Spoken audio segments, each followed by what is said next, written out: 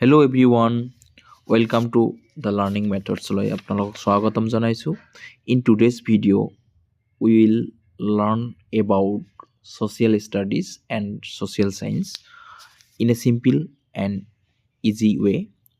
If you want to understand English and Assamese language, this topic completely, make sure to watch till the end. Don't forget to like, share, and subscribe for more educational contents. Let's begin. Today's first question is the earliest manuscript were written on. আটাইতকৈ পুৰণি পাণ্ডুলিপিবোৰ কিহৰ ওপৰত লিখা হৈছিল? Actually আমি এই প্ৰশ্নবিলাক অসমীয়া মাধ্যমৰ ছাত্ৰ ছাত্ৰীসকলে চিটেটৰ প্ৰশ্নখিনি যাতে ভালদৰে বুজিব পাৰে সেই উদ্দেশ্য আগত ৰাখি আমাৰ ছাত্ৰ ছাত্ৰীসকলৰ কাৰণে ভিডিঅ' প্ৰস্তুত কৰা হৈছে। গতিকে যিসকল ছাত্ৰ ছাত্ৰীয়ে চিটেটৰ প্ৰিপাৰেশ্যনৰ কাৰণে প্ৰস্তুতি চলাইছে তেওঁলোকৰ বাবে এইটো ভিডিঅ'। তো যি কি নহওক আৰম্ভ কৰিবলৈ লৈছোঁ। ইংৰাজীৰ লগতে আছামিজ মাধ্যমতো আমি শিকি যাম আৰু এছামিছত এক্সপ্লেইন কৰাৰ মই চেষ্টা কৰিম যিমান পাৰোঁ ইংলিছ আৰু এছামিছত, ঠিক আছে? যি কি নহওক এতিয়া আমি বুজি যাওঁ। প্ৰথম প্ৰশ্নটো আৰু এবাৰ কৈছোঁ, দ্য আৰ্লিয়েষ্ট মনুস্ক্ৰিপ্ট ৱেৰ ৰিটেন অন, অৰ্থাৎ আটাইতকৈ পুৰণি পাণ্ডুলিপিবোৰ কিহৰ ওপৰত লিখা হৈছিল? যিবিলাক পাণ্ডুলিপি আছিল, আটাইতকৈ পুৰণি মনুস্ক্ৰিপ্ট আছিল, সেইবিলাক কিহৰ ওপৰত লিখা হৈছিল বা কিহত লিখা হৈছিল? অপশ্যন নম্বৰ 1ত দিছে পাল্ম লিভছ, অৰ্থাৎ তালপাত বুলি যাক আমি জানো। অপশ্যনৰ 2 দিছে পেপাৰ, অৰ্থাৎ যাক আমি কাগজ বুলি গম পাওঁ। অপশ্যনৰ 3 দিছে উড, যাক আমি কাঠ বুলি গম পাওঁ। আৰু অপশ্যনৰ 4 দিছে ষ্ট'ন, যাক আমি শিল বুলি জানো। এতিয়া কথা হ'ল ইয়াৰ শুদ্ধ উত্তৰটো কি হ'ব আপোনালোকে ভাবক।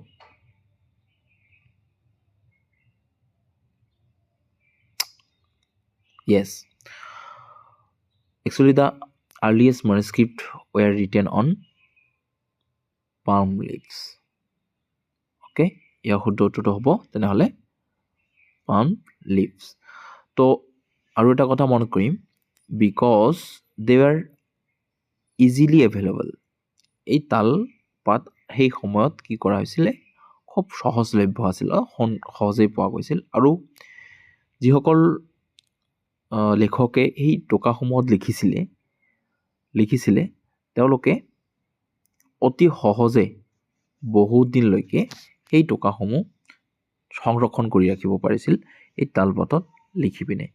সেইকাৰণে সেই সময়ত কি কৰা হৈছিল, বিশেষকৈ তালপাতত লিখিবলৈ যত্ন কৰা হৈছিল। গতিকে ইয়াৰ শুদ্ধ উত্তৰ হ'ব পাল্ম লিভছ, অৰ্থাৎ তালপাত। কাগজো নহ'ব, কাঠো নহ'ব আৰু ষ্টনো নহ'ব। অ'কে, আশা কৰোঁ বুজি পাইছে। এতিয়া আমি নেক্সট প্ৰশ্নটোলৈ যাম।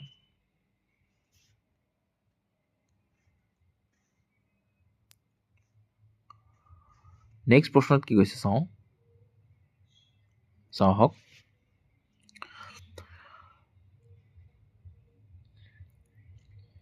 নেক্সট প্ৰশ্নত কৈছে, what does BC and AD stand for? অৰ্থাৎ BC আৰু ADৰ সম্পূৰ্ণ ৰূপটো কি? তো আমি সম্পূৰ্ণ ৰূপ অৰ্থাৎ ইয়াৰ ফুল ফৰ্মটো আমি জানিব লাগিব। ইয়াত অপশ্যন নম্বৰ 8 দিছে অন্ন দামিনী এণ্ড বিফৰ কমন, যে আৰু ইয়াৰ এছামিজটো হৈছে অন্ন দামিনী আৰু বিফৰ কমন। তাৰপিছত 2 নম্বৰটো কৈছে বিফৰ খ্ৰীষ্ট এণ্ড অন্ন দামিনী। আৰু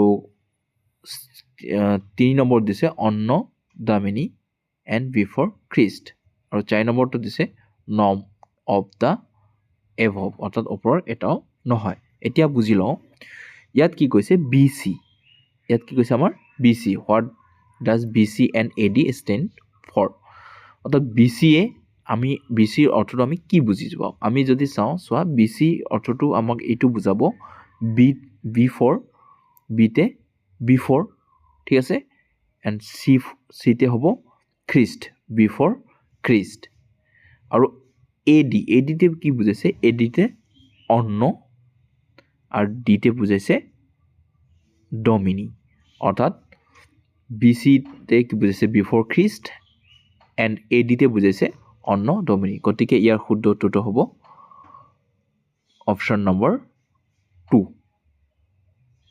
ইয়াৰ ৰাইট এনচাৰ ঠিক আছে আশা কৰোঁ বুজি পাইছে আপোনালোকে এতিয়া কথা হ'ল আমি অকণমান এক্সপ্লেইনত বুজি যাওঁ ইয়াত কি কৈছে বিফৰ খ্ৰীষ্ট হয় না তো ইয়াত কৈছে বিফৰ খ্ৰীষ্ট অৰ্থাৎ আমি এই বিফৰ খ্ৰীষ্টে কি বুজাইছে যীশু খ্ৰীষ্ট যিগৰাকী কি আছিল যীশু আছিল সেই যীশু খ্ৰীষ্টৰ জন্মৰ আগৰ সময়ছোৱাক বুজায় ঠিক আছে যীশু খ্ৰীষ্টৰ জন্মৰ আগৰ সময়ছোৱাক কি বুজায় BC অৰ্থাৎ তেওঁৰ যি জন্ম হৈছিল যি বৰ্ণ হৈছিলে সেই বৰ্ণটোৰ আগৰ সময়ছোৱাক আমি BC বুলি গম পাওঁ অৰ্থাৎ বিফৰ খ্ৰীষ্ট ঠিক তেনেকৈ এডিৰ অৰ্থ হৈছে অন্ন ডমিনি অৰ্থাৎ যাৰ অৰ্থ হৈছে এই যে যীশু খ্ৰীষ্টৰ জন্মৰ যি পিছৰ সময়ছোৱা যীশু খ্ৰীষ্টৰ জন্মৰ আগৰ সময়ছোৱা BC এণ্ড পিছৰ সময়ছোৱা যীশু খ্ৰীষ্টৰ জন্মৰ আগৰ সময়ছোৱা BC এণ্ড পিছৰ সময়ছোৱা কি বুলি কয় AD অৰ্থাৎ অন্ন ডমিনি এই পিছৰ যীশু খ্ৰীষ্টৰ জন্মলৈকে ধৰা হৈছে আগৰ যেতিয়া আগত জন্মৰ আগৰ সময়খিনিক BC আৰু যীশু খ্ৰীষ্টৰ পিছৰ সময়ছোৱাখিনিক AD বুলি ধৰা হৈছে গতিকে ইয়াৰ শুদ্ধ উত্তৰটো বিফৰ খ্ৰীষ্ট এণ্ড অন্ন ডমিনি আশা কৰোঁ বিফৰ খ্ৰীষ্ট মানে বুজি পাইছে আৰু অন্ন ডমিনি মানে ইয়াৰ অৰ্থ বুজি পাইছে ঠিক আছে এতিয়া আমি নেক্সট প্ৰশ্নলৈ যাম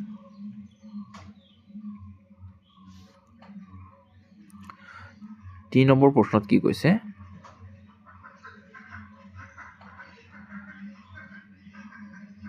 চাওক আমি আগতে ডাঙৰকৈ বুজি যাওঁ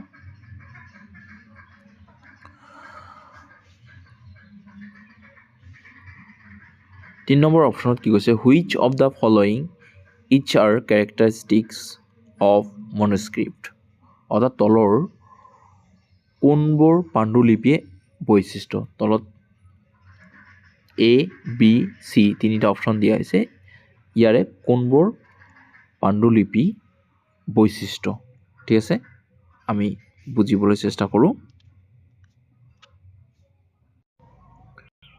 প্ৰথম অপশ্যনটোত কি কৈছে it is written on a hard surface চাৰ্জ as a stone or a metal অৰ্থাৎ ই শিল বা ধাতুৰ দৰে কঠিন পৃষ্ঠাত লিখা হৈছে এইটো কথা কেতিয়াও হ'বই নোৱাৰে কাৰণ শিল বা এনেকুৱা কোনো ধাতু বা ষ্টনৰ দৰে কঠিন পৃষ্ঠাত লিখা হোৱা নাই গতিকে এইটো অপশ্যন শুদ্ধ হ'ব নোৱাৰে আৰু অপশ্যন নম্বৰ দিছে বিত কৈছে it is an old books written by hand সেইটো সঁচা কথা যে ই হাতেৰে লিখা এখন পুৰণি কিতাপ সেই সময়ত পুৰণি কালত কি কৈছিল মনোস্ক্ৰিপ্টবিলাক যিবিলাক পাণ্ডুলিপি আছিল সেই পাণ্ডুলিপিবিলাক হাতেৰে লিখা আছিল এইটো শুদ্ধ হ'ব পাৰে গতিকে বি নম্বৰ অপশ্যনটো শুদ্ধ হ'ব পাৰে তাৰপিছত কি কৈছে চি নম্বৰত কৈছে it is written on palm tree leave or on specially prepared bark of the birch tree অৰ্থাৎ বিটছ ট্ৰিৰ দৰে কিছুমান এনেকুৱা কি আছে লিখনি আছে যিবিলাক লিখনি নেকি আমি পাল্ম লিভছত আমি লিখিছিলোঁ লিফত আৰু এই পাল্ম লিভছত লিখাৰ লগতে আৰু বিশেষকৈ আমি কি কৰিছোঁ ব্ৰিক্স গছৰ যিবিলাক বাকলি সেই বাকলিৰ দৰে কোমল পৃষ্ঠাত কি কৰিছিলোঁ সেই সময়ত আমি লিখিছিলোঁ গতিকে পাল্ম লিভছতো আমি মনোস্ক্ৰিপ্টবিলাকে লিখিছিলোঁ সেই লগতে আমি ব্ৰিক্সৰ গছৰ বাকলিৰ দৰে যিবিলাক কোমল পৃষ্ঠা সেই পৃষ্ঠাবিলাকত আমি কি কৰিছিলোঁ লিখিছিলোঁ গতিকে ইয়াৰ বি আৰু চিটো শুদ্ধ লাগে গতিকে আমি চাই লওঁ অপশ্যনবিলাক কেনেকৈ দিছে অপশ্যন এ নম্বৰত দিছে গতিকে যিহেতু আমি গম পালোঁ বি আৰু চি ইয়াৰ শুদ্ধ অপশ্যন হ'ব পাৰে গতিকে বি আৰু চি ক'ত আছে অনলি এটো এইটো নহ'ব ইয়াৰ ভুল গতিকে অনলি আমাৰ যিহেতু এইটো শিলৰ দৰে কঠিন ধাতুত আমি লিখা নাই এই মনস্ক্ৰিপ্টবিলাক, গতিকে এ নম্বৰটো নহ'বই। বি নম্বৰত কৈছে বি এণ্ড চি, এইটো ৰাইট এনচাৰ। বি আৰু চি যিহেতু আমি শুদ্ধ আমি পাইছিলোঁ, গতিকে এইটো হ'ব ইয়াৰ শুদ্ধ উত্তৰ, বি আৰু চি। গতিকে অনলি বিটো অনলি বি অকল নহয়, ইয়াৰ লগতে চিও আছে, গতিকে এইটো শুদ্ধ নহ'ব। অল অফ দিছ, এইবোৰ সকলো, গতিকে এইবোৰ সকলোতো নহ'বই, কাৰণ এইটো যিহেতু অপশ্যনটোত শুদ্ধ কথা কোৱা নাই, গতিকে শুদ্ধ উত্তৰটো আমি গম পাই গ'লোঁ। ইয়াৰ শুদ্ধ উত্তৰ কি হ'ব? বি আৰু চি, অৰ্থাৎ পাণ্ডুলিপিবোৰ হাতেৰে লিখা দলিল, যিবোৰ সাধাৰণতে তালপাত, যিবিলাক সাধাৰণতে তালপাত বা আমি কি বুলি কওঁ তাক,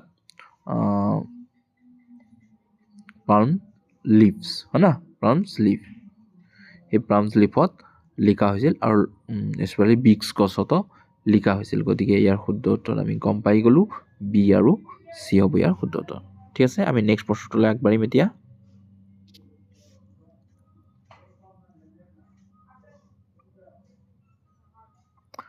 নেক্সট প্ৰশ্নত কি কৈছে চাই লওঁ।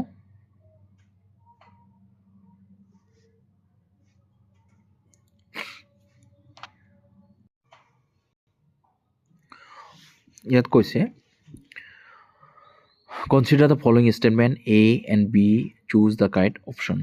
যে ইয়াত তলত এ আৰু বি বিবৃতি দুটা বিবেচনা কৰি শুদ্ধ বিকল্পটো বাছি উলিওৱা। এ আৰু বি দুটা বিবৃতি দিয়া হৈছে, সেই বিবৃতি দুটা শুদ্ধ বিকল্প যিটো হ'ব, সেই শুদ্ধ বিকল্পটো আমাৰ বাছি ল'ব দিছে। চাই লওঁ এবাৰ কি কৈছে।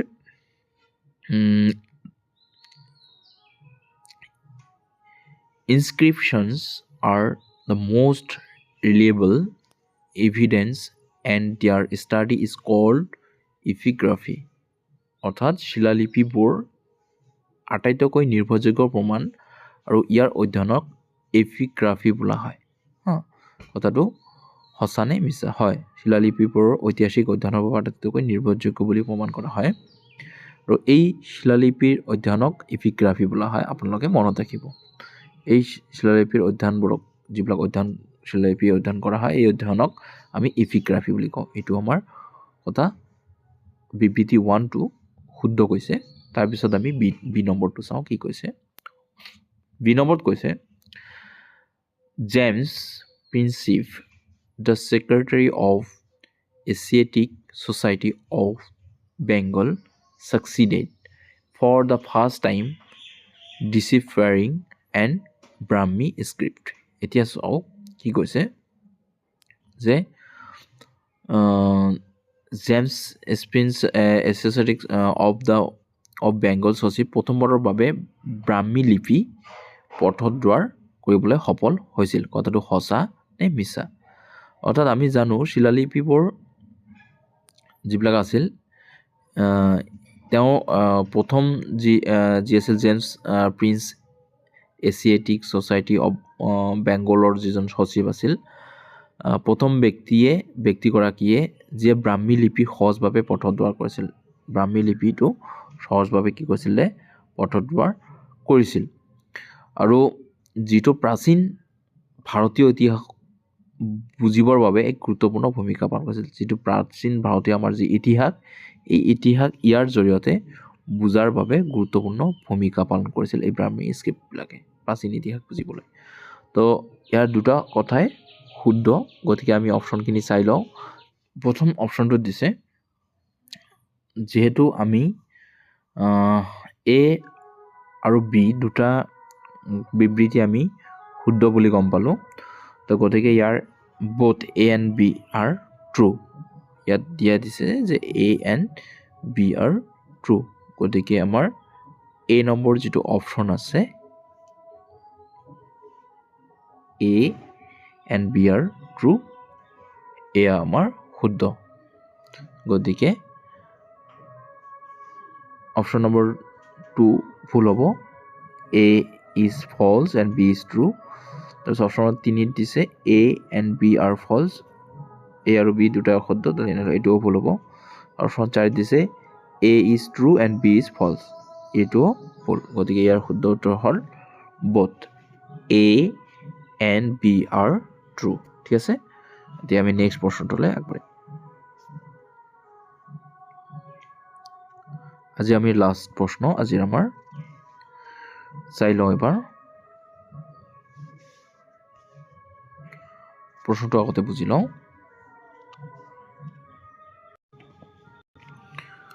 শেষৰ কোৱেশ্চনটোত কি কৈছে consider the following statements A and B on the study of coins and choose the correct option ঠিক আছে আমাৰ দুটা অপচন আছে মুদ্ৰাৰ অধ্যয়ন সম্পৰ্কে তলত দিয়া A আৰু B বিবৃতি বিবেচনা কৰা মুদ্ৰাৰ অধ্যয়ন সম্পৰ্কে গতিকে মুদ্ৰাৰ অধ্যয়ন সম্পৰ্কে আমাৰ অপচন নম্বৰ 8 দিছে the study of coins is known as numismatic তো আৰু অৰ্থটো হৈছে যে মুদ্ৰাৰ অধ্যয়নক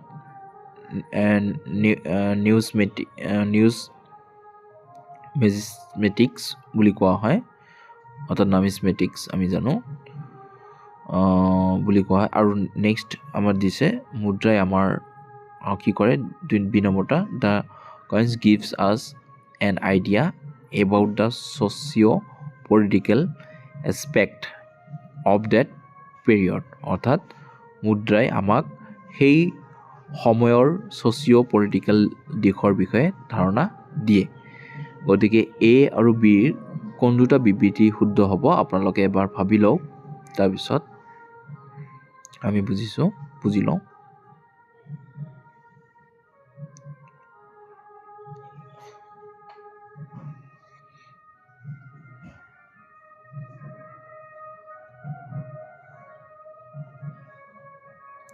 হয় বিবৃতি A আৰু B দুয়োটাই শুদ্ধ হ'ব কাৰণ বিবৃতি এত কৈছে মুদ্ৰাৰ অধ্যয়নক সঁচাকৈ আমি কি বুলি কওঁ নিউমিছমেটিক্স বুলি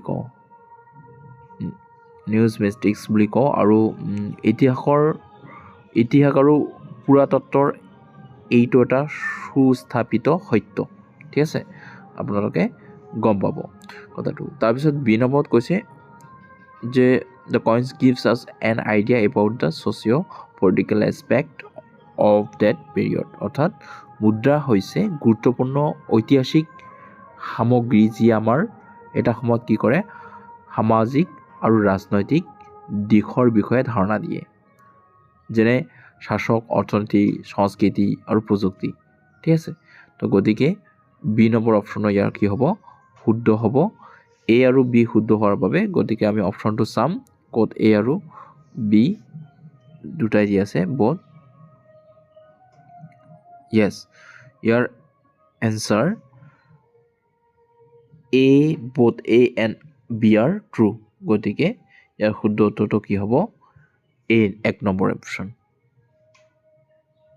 both A and B are true গতিকে আমাৰ 2 নম্বৰ অপচনটো নহ'ব A is false and B is true 3 নম্বৰত কৈছে A and B are false এইটো নহ'ব আৰু 4 নম্বৰত কৈছে A is true and B is false এইটো নহ'ব ঠিক আছে আশা কৰোঁ বুজি পাইছে এতিয়া আমি নেক্সট ভিডিঅ'ৰ কাৰণে প্ৰস্তুতি জনাম গতিকে আপোনালোকে যদি অসমীয়া বিশেষকৈ মাধ্যমৰ ছাত্ৰ ছাত্ৰীসকলে যদি চাই ভাল পাই থাকে লাইক কমেণ্টছ আৰু শ্বেয়াৰ কৰিবলৈ নাপাহৰে যেন যি কি নহওক থেংক ইউ ছ' মাছ